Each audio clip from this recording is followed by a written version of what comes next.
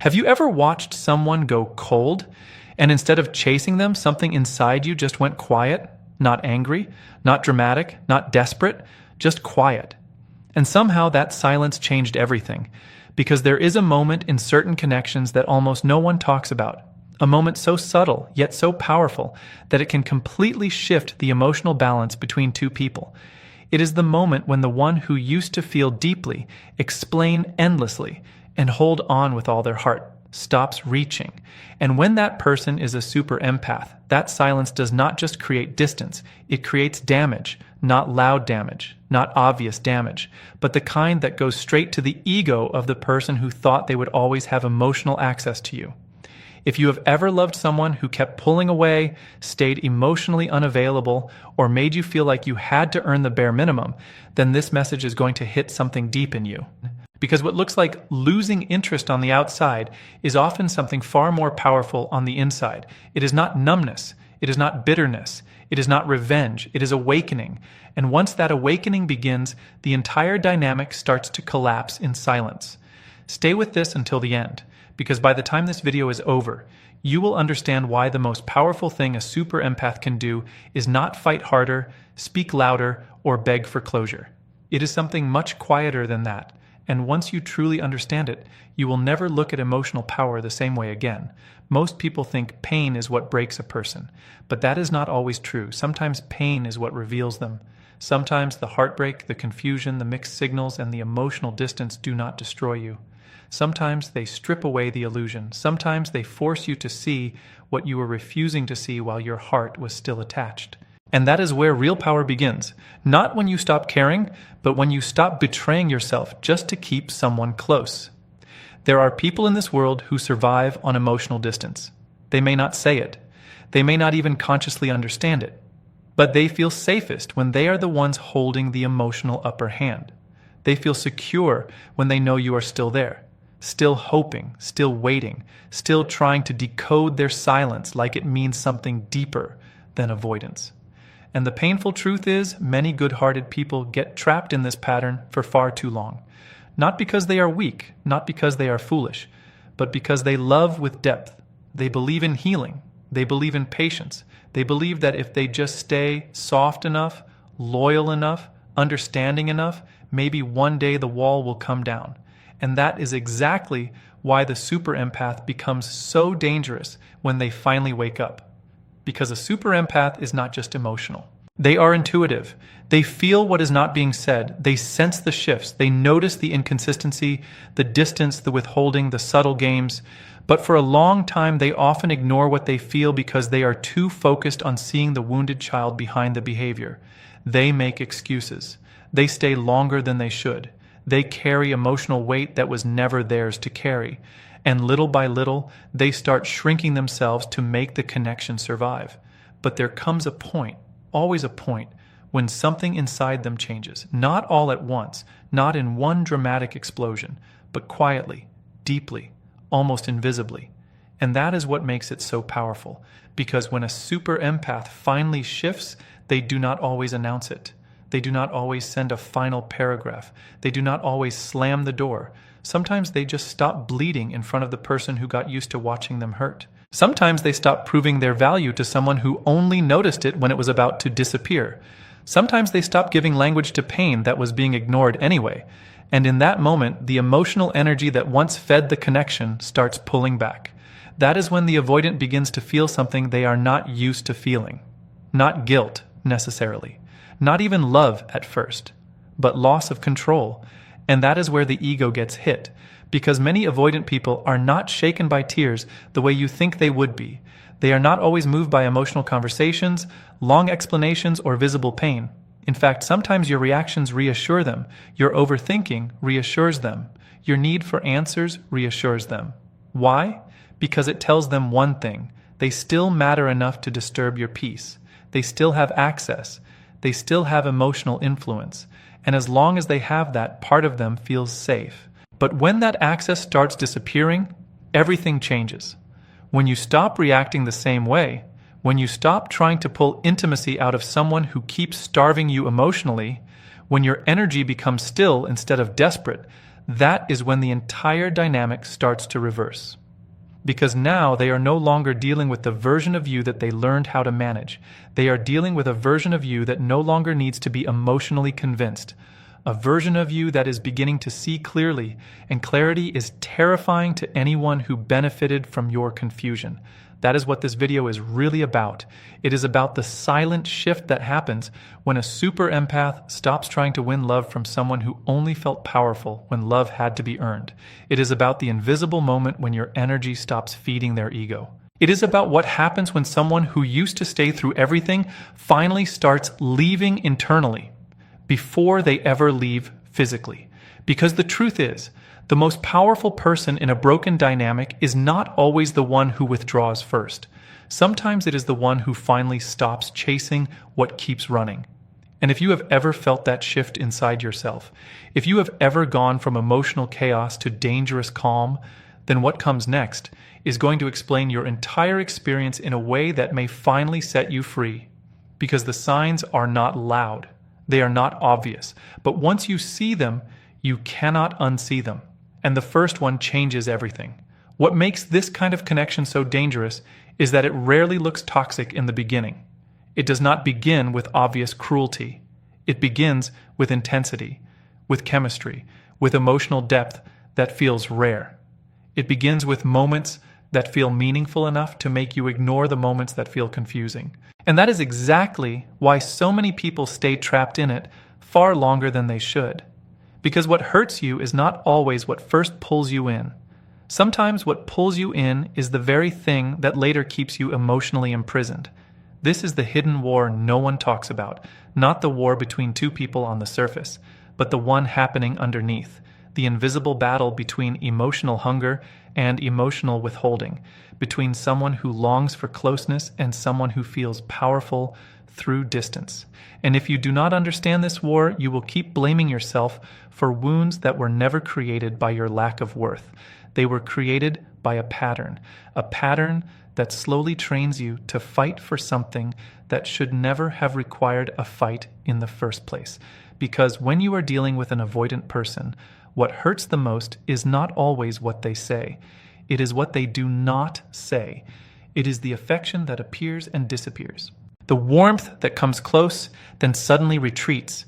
The emotional intimacy that shows up just enough to keep hope alive, but never enough to make you feel secure. And this is where so many people lose themselves. Not because they are too emotional, but because the human mind becomes addicted to inconsistency when the heart is involved. That is not weakness. That is psychology. When someone gives you care in unpredictable doses, your nervous system does not relax. It attaches harder. It starts chasing certainty. It starts searching for patterns. It starts believing that if you just say the right thing, become the right version of yourself, stay calm enough, patient enough, lovable enough, then maybe the connection will finally stabilize. And before you realize it, you are no longer just loving someone. You are trying to solve them, trying to unlock them, trying to earn a version of them that only appears in flashes. And that is where emotional control quietly begins. Because the moment one person is always trying to repair what the other person keeps disrupting, the balance is already broken. This is why many avoidant dynamics are misunderstood. People think the issue is simply fear of intimacy, but that explanation is too shallow. Yes, some people fear closeness. Yes, some carry wounds they never healed. But if you stop there, you miss the deeper truth. The deeper truth is that unhealed distance can become a form of power. Emotional unavailability can become a position of control, not always in a calculated way, not always with bad intentions, but still in a way that leaves damage behind. Because if one person is constantly confused, constantly overthinking, constantly trying to reconnect after every emotional rupture, then the other person holds more power than they admit. And often they get used to that power.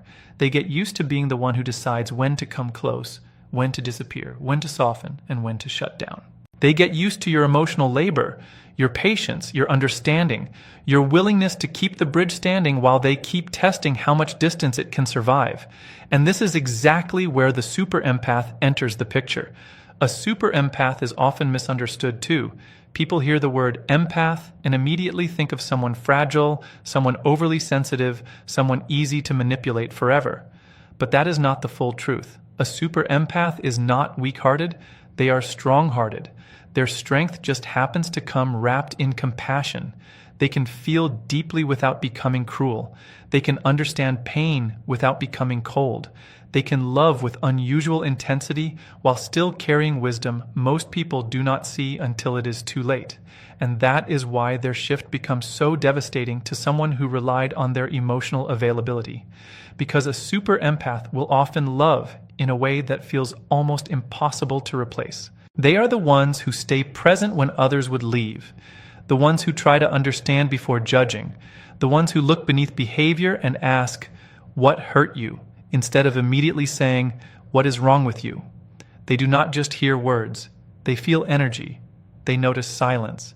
They sense when something is off long before it becomes visible, and because of that, they often give more chances than most people ever would. But here is the part many people miss. The same depth that makes a super empath patient also makes them powerful once they stop lying to themselves.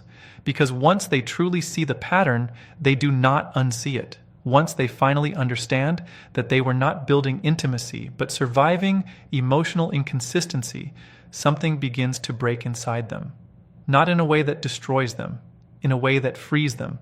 And that freedom becomes threatening to anyone who was unconsciously depending on their emotional loyalty. This is why the dynamic begins to collapse the moment the empath stops participating in the silent contract. That contract usually says, "I will keep trying and you will keep withdrawing.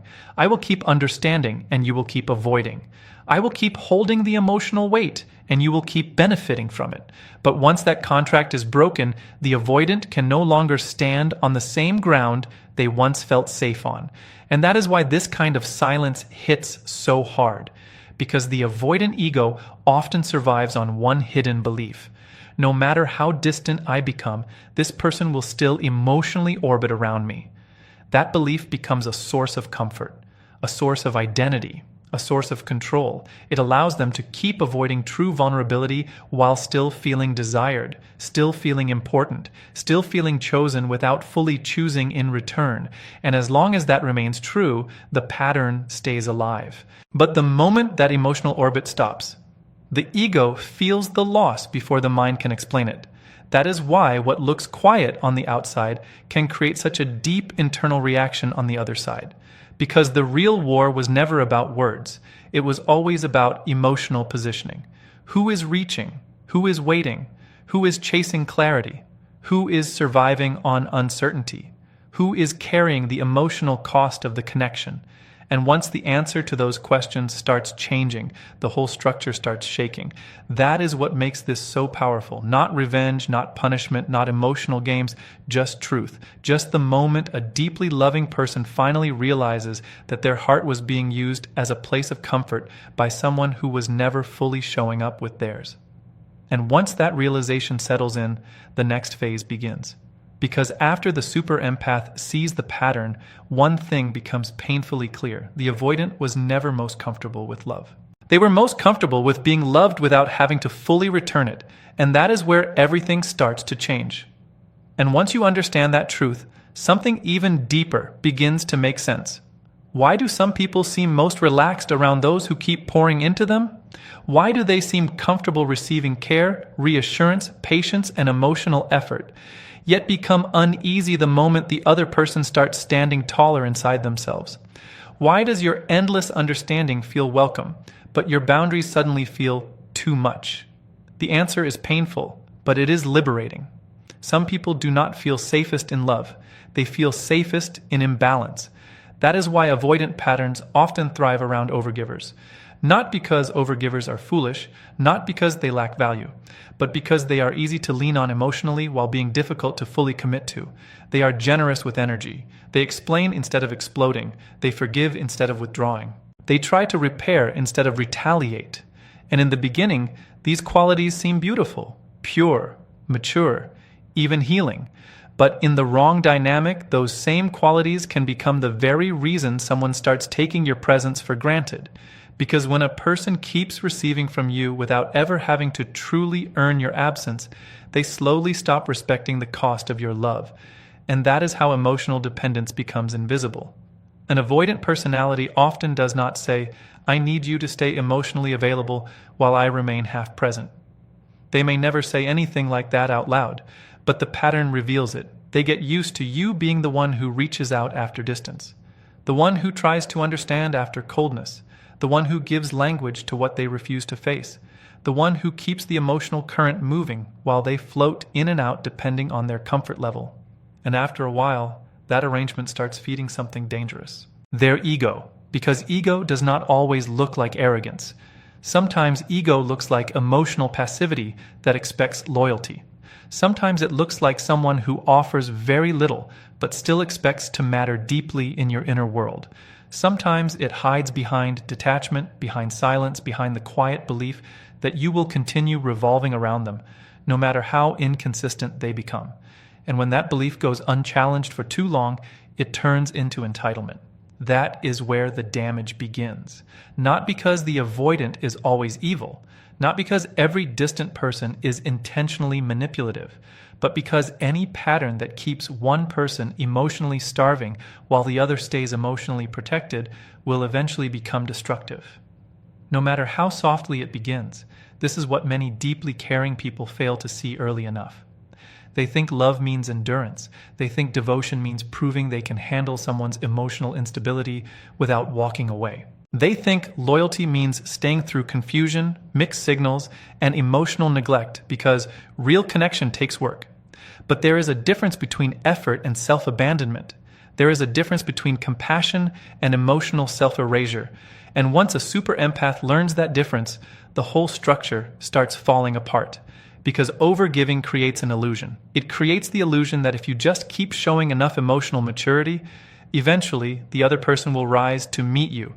That if you keep being gentle enough, safe enough, forgiving enough, patient enough, they will finally soften into the kind of bond you have been trying to build from the beginning. But many people never transform simply because they are loved well. Some people adapt only when access changes, only when comfort disappears, only when they can no longer rely on your heart to remain open, no matter how little they bring to the table. That is why your overgiving often does not heal the pattern. It feeds it. And this is the part that hurts the most. Because super empaths do not give from a shallow place. They give from soul. They give from meaning. They give from the hope that if someone has been hurt enough in life, maybe their consistency can become the thing that finally helps that person trust again. They are not trying to control. They are trying to love. But when love is offered without limits to someone who has not done the inner work, it often becomes a luxury they enjoy without ever learning how to protect it.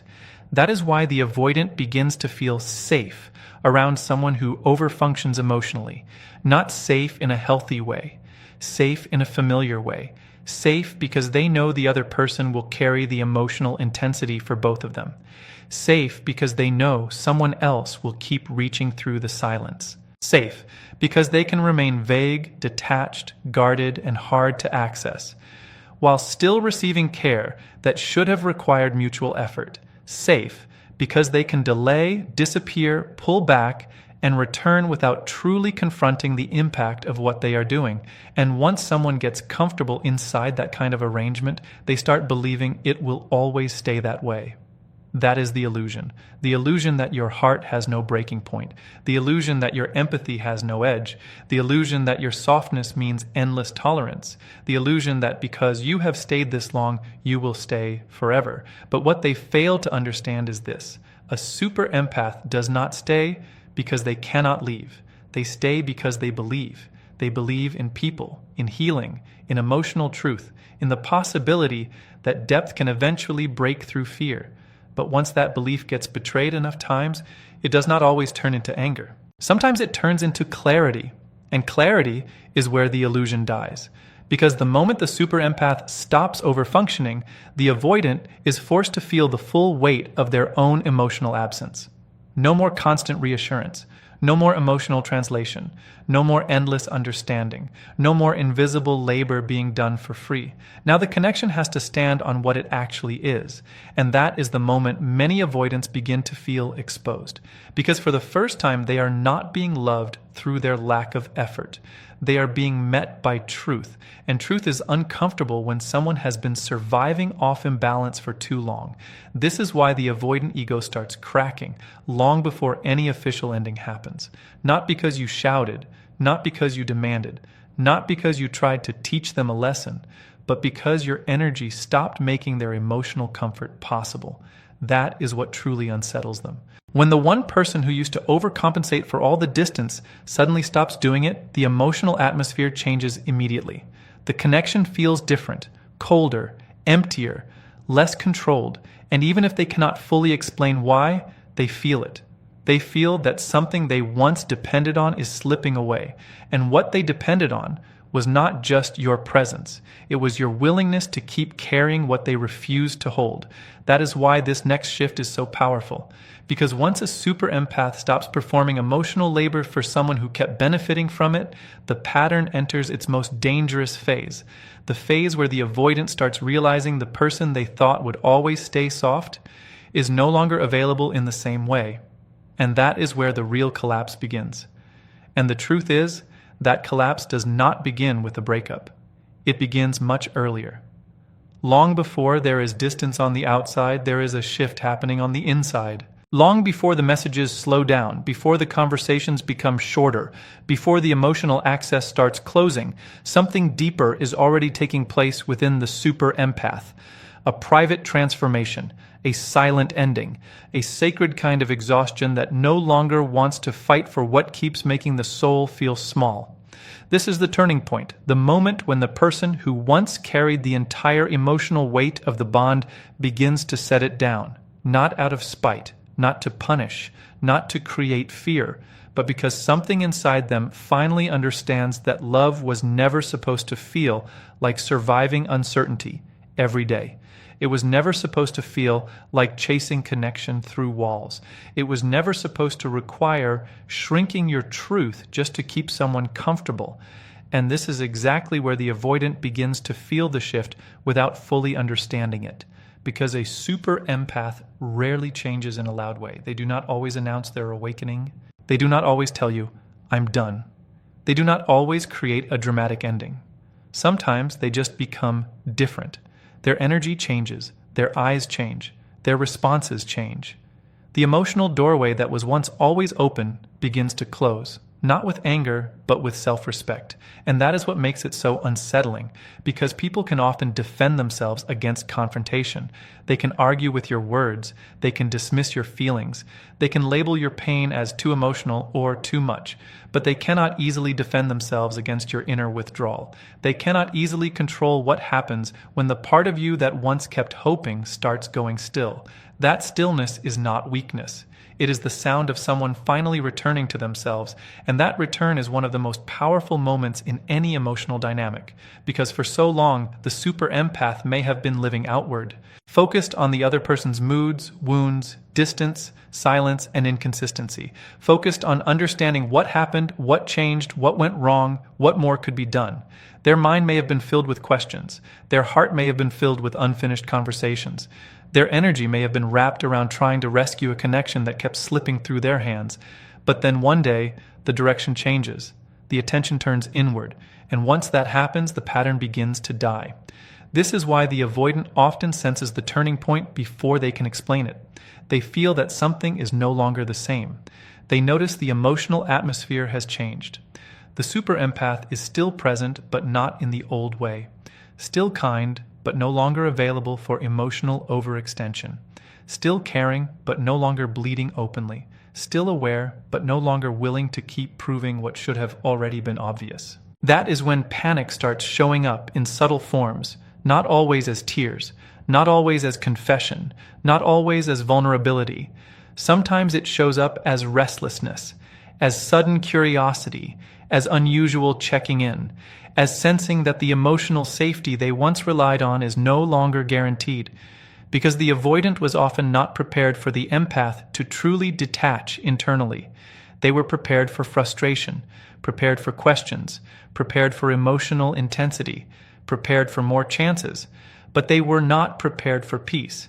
They were not prepared for the moment you stopped trying to force understanding into someone who had grown comfortable misunderstanding you. They were not prepared for the moment your nervous system stopped waiting for them to decide whether or not you were worthy of consistency. They were not prepared for the day your heart stopped asking for crumbs and started craving truth. And that is why this shift feels so dangerous to the avoidant ego. Because it is no longer dealing with someone emotionally trapped in the old pattern. It is now facing someone who has started seeing the entire structure clearly.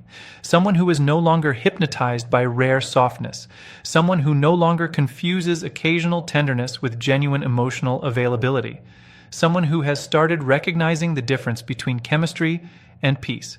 And once a super empath learns that difference, they become almost impossible to control.